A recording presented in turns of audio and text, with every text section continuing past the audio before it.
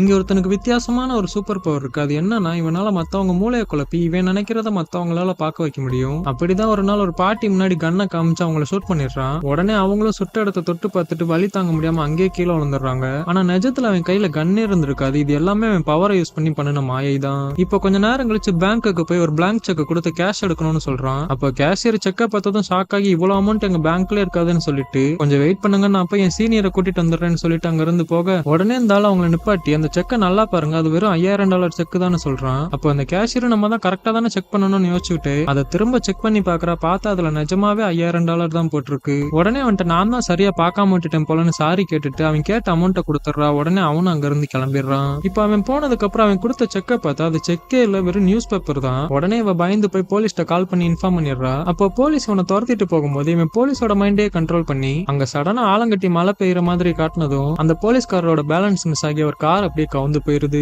இப்ப கொஞ்ச நேரம் கழிச்சு அவன் வீட்டுக்கு போயிட்டு பல வருஷமா கோமால இருக்கிற அவன் அம்மாவை இவன் பவரை யூஸ் பண்ணி குணப்படுத்த ட்ரை பண்றான். அப்ப இவன் நினைச்ச மாதிரி அவங்களும் குணமாகி அவங்களோட சுயநினைவுக்கு வராங்க. ஆனா ஒரு சில செகண்ட்லயே அவங்க பழையபடி கோமாக்கே போயிடுறாங்க. உடனே இவனும் நமக்கு இவ்வளவு சக்தி இருந்தும் நம்ம அம்மாவை குணப்படுத்த முடியலன்னு கதறி அழ ஸ்டார்ட் பண்ணிடுறான். உங்களுக்கு இந்த பவர் கிடைச்சிச்சுன்னா அதை வச்சு என்னெல்லாம் பண்ணுவீங்கன்னு மறக்காம கமெண்ட் பண்ணிட்டு போங்க.